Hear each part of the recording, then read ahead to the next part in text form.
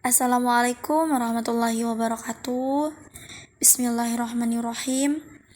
Kami dari kelompok 7 akan memaparkan materi Pancasila, yaitu tentang konsep negara hukum, prinsip negara hukum, dan ciri-ciri negara hukum. Nah, berikut pengertian negara hukum.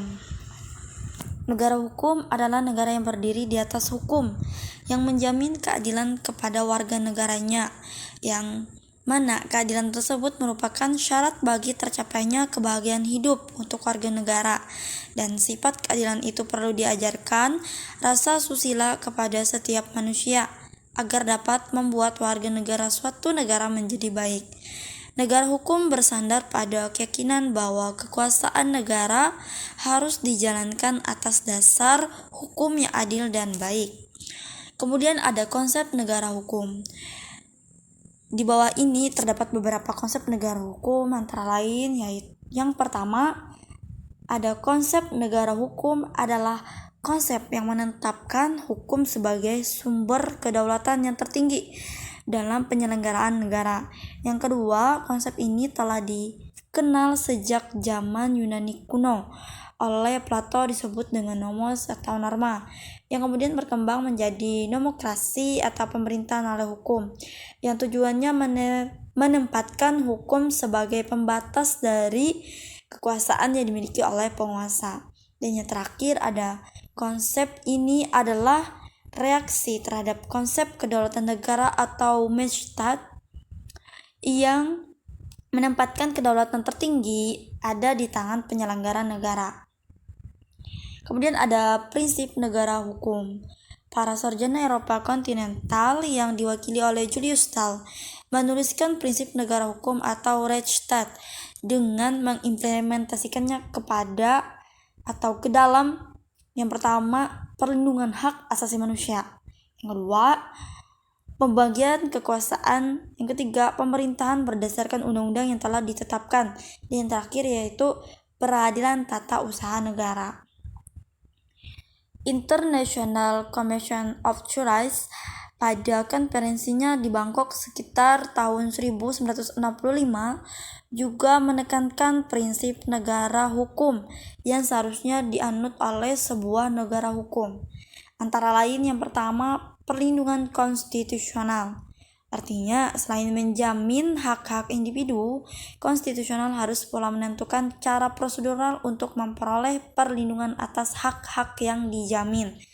Yang kedua, yaitu badan-badan kehakiman yang bebas dan tidak memihak. Yang ketiga, memiliki pemilihan umum yang bebas. Yang keempat, kebebasan menyatakan pendapat. Yang kelima, kebebasan bersyarikat atau berorganisasi dan beroposisi. Dan yang terakhir tentunya yaitu pendidikan kewarganegaraan. Baik, saya akan melanjutkan pemaparan yang telah disampaikan oleh rekan saya, Monisa Alfia. Jimli Asyidiki menuliskan kembali prinsip-prinsip negara hukum dengan menggabungkan pendapat dari sarjana-sarjana Anglo-Saxon dengan sarjana-sarjana arti sebenarnya. Harus memuat 12 prinsip yaitu 1. Supremasi hukum atau supremacy of law. 2. Persamaan dalam hukum atau equality before the law. 3. Asas legalitas atau due process of law. 4. Pembatasan kekuasaan. 5. Organ-organ eksekutif independen. 6. Peradilan bebas dan tidak memihak atau independent and impartial judiciary.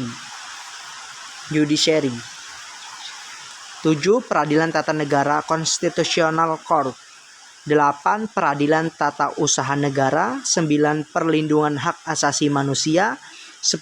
Bersifat demokratis atau demokrati Rechtsstaat. 11. Berfungsi sebagai sarana mewujudkan tujuan bernegara. Welfare Rechtsstaat. Ke-12, transparansi dan kontrol sosial. Ciri-ciri negara hukum, ya. terdapat beberapa ciri-ciri negara hukum, yaitu kekuasaan dijalankan sesuai dengan hukum positif yang berlaku. Kemudian pekerjaan negara berada di bawah kontrol kekuasaan kehakiman yang efektif. Kemudian berdasarkan sebuah undang-undang yang menjamin HAM dan menuntut membagi kekuasaan. Itu adalah ciri-ciri negara hukum. Kemudian ciri-ciri negara hukum juga didasarkan oleh menurut para pakar hukum, Friedrich Julius Starch dari kelompok pakar hukum Eropa kontinental memberi ciri-ciri restart seperti berikut, yaitu hak asasi orang, installment payment on you, pembelahan atau pembagian kekuasaan untuk menanggung hak asasi manusia yang umum dan dikenal juga sebagai trias politika. Kemudian poin kedua, pemerintahan berdasarkan pada ketentuan kekuasaan.